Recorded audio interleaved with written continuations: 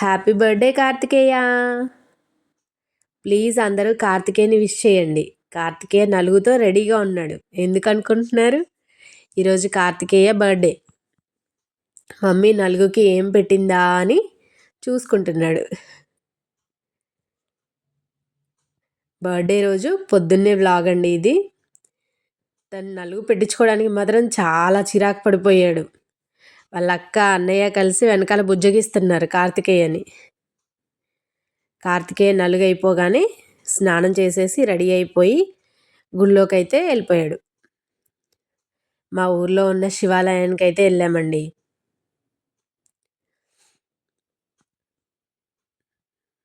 ఆ రోజు శివాలయంలో అయితే ఎవరు లేరు, చాలా ఖాళీగా ఉంది. కార్తికేయ ఖాళీగా ఉండడంతో ఆ గుడంతా తిరిగేశాడు.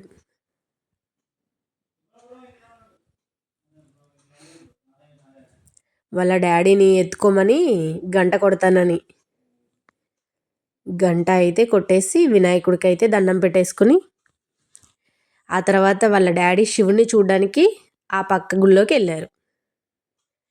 ఇది ఫ్యామిలీ టెంపుల్ అండి. శివుడు, వినాయకుడు, సుబ్రహ్మణ్య స్వామి, అమ్మవారు అందరూ ఉంటారు. ఈయనైతే సుబ్రహ్మణ్య స్వామి, చాలా పవర్ఫుల్, మాకెంతో ఇష్టమైన గాడ్. ఆ తర్వాత ఆ రోజు సాయంత్రం ద్వారపూడి అయితే వెళ్ళామండి. అక్కడ ఆదియోగి స్టాచ్యూ అయితే ఉంది. దాని ముందు వాళ్ళ నానమ్మ ముగ్గురు మనవలతో వీడియో. చూడ్డానికైతే చాలా ప్రశాంతంగా ఉంది. మేము కొన్ని ఫొటోస్, వీడియోస్ తీసుకుని చాలా బాగా ఎంజాయ్ చేసాం.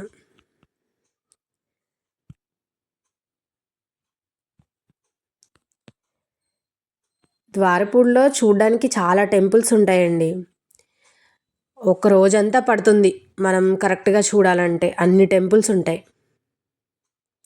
ఈ ఆదియోగి స్టాచ్యూ మాత్రం చాలా బాగుంది. లోపల కూడా శివలింగం ఉంది. నైట్ టైం లైటింగ్స్తో చాలా అందంగా ఉంది. వాస్వి, షణ్ముఖి, మమ్ము,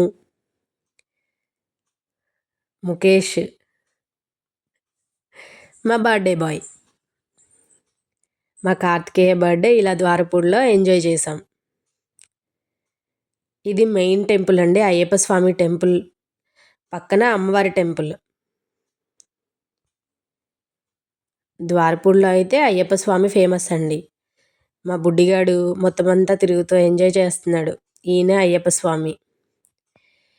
ఇప్పుడు కార్తీక మాసం కాబట్టి అయ్యప్ప స్వాములు మాత్రం చాలా ఎక్కువగా ఉన్నారండి. టెంపుల్ అంతా వాళ్ళే. ఇక్కడ మా షణ్ముఖి ఈవినింగ్ టైం అవడంతో జనం తక్కువగా ఉన్నారు. పిల్లలు మాత్రం చాలా బాగా ఎంజాయ్ చేశారు. ఈవిడ కాళికామాత. మా షణ్వితకి కాళికామాత ఇష్టమండి చాలా. ఇలా కొన్ని ఫొటోస్, వీడియోస్ తీసుకొని మేము ఇంటికైతే వచ్చేసాం.